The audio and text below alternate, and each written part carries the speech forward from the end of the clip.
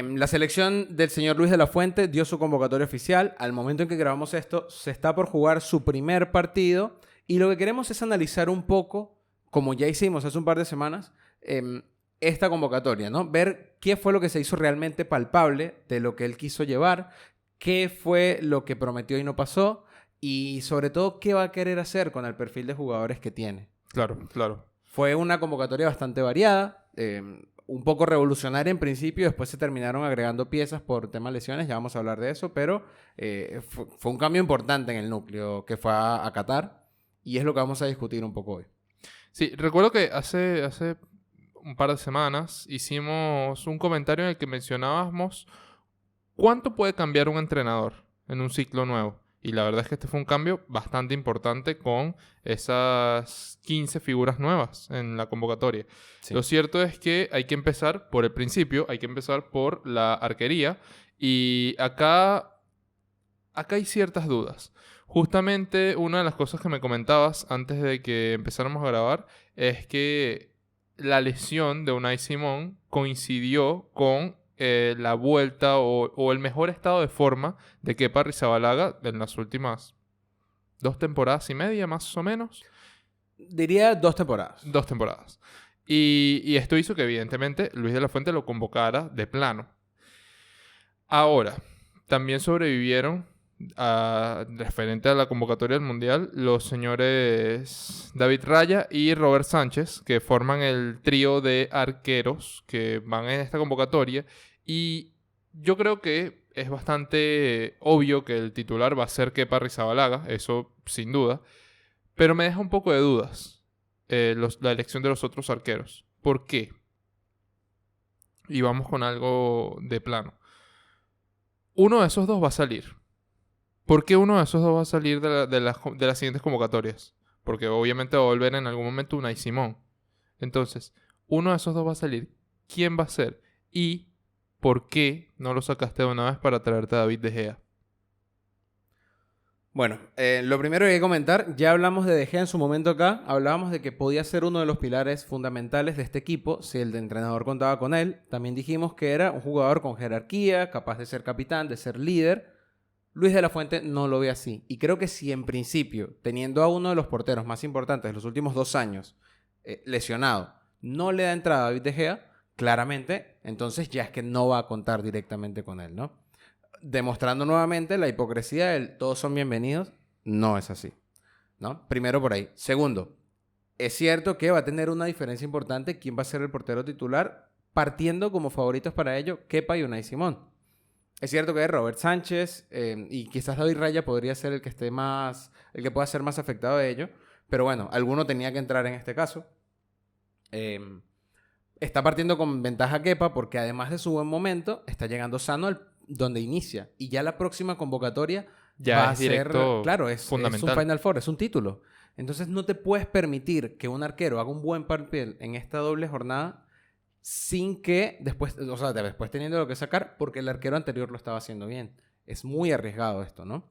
Después hay que comentar, sí, un debate bastante interesante que escuché en la pizarra de Quintana sobre eso, sobre la figura del portero y qué le podía pedir Luis de la Fuente a un portero de su selección. Y recuerdo, estaba Santi Cañizares, un emblemático arquero del fútbol español en los años 2000, que decía que le pone nervioso esa pregunta porque ¿qué le puedes pedir a un portero? A un portero le puedes pedir que sea bueno con las manos, que sea diferencial. Y ahí está el punto, lo primero que hay que decir. España ahora mismo no cuenta con un arquero diferencial. No cuenta con un arquero que sea capaz de aparecer esas 2-3 veces que puede llegar a tener en contra la selección española y que realmente llegan a ser de peligro. Porque ya lo vimos cómo ha sucedido en otros casos. Es un equipo al que le puede ganar cualquiera y puede ganarle a cualquiera. Por esa misma incapacidad de manejar las áreas. Y en el manejo de las áreas influye mucho el arquero. Ahora, precisamente por eso mencioné hace un rato a David De Gea, porque si tú le vas a pedir a un arquero únicamente que tape, David De Gea es el mejor parador que tiene la selección española en estos momentos.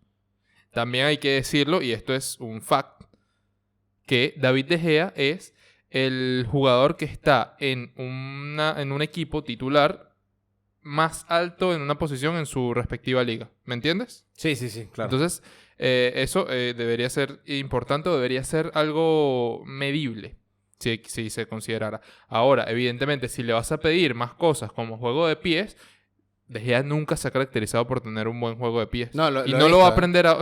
Lo he visto, que no es que directamente se caracterice por no ser bueno, sino que directamente es malo. Es malo. Sí, es malo. Sí, es malo. Y a ver, podría decir que no tiene nada de malo no ser bueno en esa faceta. Porque es bueno. Cuando David De Gea está enchufado, es buenísimo parando. Por eso pregunto, ¿qué está buscando Luis de la Fuente con sus arqueros? ¿Que solo tapen o también que sean buenos con el pie? Porque si solo está pidiendo que tapen, y David De Gea debería ser considerado. Para dar un contraste, saliendo un momento del tema, una de las claves que ha tenido o que ha vuelto predecible en la Premier League el fútbol de Jürgen Klopp, lo que le ha hecho perder efectividad ya no solo en resultados, sino en juego, cada vez es menos dominante, al margen de las lesiones, que también, o de un orquestador, es la capacidad que han tenido los equipos a los que se enfrenta para mejorar la salida. Y en ese punto es importantísimo un arquero que sea un jugador más, porque obviamente te rompe el emparejamiento de piezas. Y ahí, imagínate lo bueno que sería para el Manchester United tener a un Alisson, a un Ederson, ¿no? Volviendo al tema de Gea, que es un arquero que en los pies, o sea, con los pies, Nada. pierde muchísimo. Nada. ¿No? Y ni hablar de pateando penales, que ahí no quiero entrar. Pero bueno, sin duda alguna, yo creo que en esta doble jornada va a ser Kepa el titular, Sí, inamovible. coincido plenamente. Darle oportunidades a otro arquero sería restarle posibilidades a Kepa de afianzarse en la posición. Ya veremos si lo es de cara al Final Four, ¿no? Bueno, la siguiente línea de la que tenemos que hablar es directamente la línea defensiva, donde una de las zonas donde pierde algo la selección es en el lateral derecho, porque pierde experiencia al no poder contar con César Azpilicueta, que ya sabemos está lesionado. No sé si por eso no entra o está siendo borrado, digamos. Lo cierto es que se le da la oportunidad al señor Pedro Porro, junto con Dani Carvajal, para que sean los que compitan por ese puesto en el lateral derecho. Sí, la verdad es que con el tema Azpilicueta, en este podcast intuimos que su ausencia está asociada a la lesión, más que al hecho de que no vaya a contar con él. Y se le da entrada a un Peter Joint, Pedro Porro, que va a formar parte de esta primera doble convocatoria para lucharse el lugar contra Dani Carvajal. A ver, Dani Carvajal. Yo quiero partir por esto, porque normalmente se habla de los centrales, pero creo que los centrales está bastante todo bien alineado, así que me gustaría darle entrada al tema de Dani Carvajal. No se puede seguir llamando a Dani Carvajal a esta selección. No se puede seguir dependiendo de un jugador que juega bien solamente los martes y los miércoles. Teniendo tipos tocando la puerta, como el mismo Pedro Porro, es importantísimo darle relevo y empezar a dar entrada ya a otros jugadores, porque Dani Carvajal posicionalmente en defensa está mal, en ataque cada vez es más irrelevante si no suena el himno de la Champions, y teniendo a perfiles polivalentes que si no te van a atacar bien, por lo menos te van a defender bien, como Nacho, no tiene sentido seguir contando con él. Y acá yo siento o entiendo que Luis de la Fuente está obligado a llamar a alguien por temas de jerarquía y por eso llama al señor Dani Carvajal, pero es un jugador que hoy en día no tendría que formar parte de esta declaración. E inclusive, fanáticos del Real Madrid coinciden en que es la posición primordial a reforzar antes que la de un 9 de cara a la próxima temporada. Y yo te diría que aquí la selección española ganaría más con Pedro Porro de titular, porque la realidad es que aportaría muchísima más explosividad y profundidad en ofensiva que la que puede aportar en estos momentos Dani Carvajal. Sí, y hablando de quién entra por el señor Dani, en la convocatoria como gran sorpresa, después de una vuelta triunfante y para mí más que merecida, es Nacho Fernández.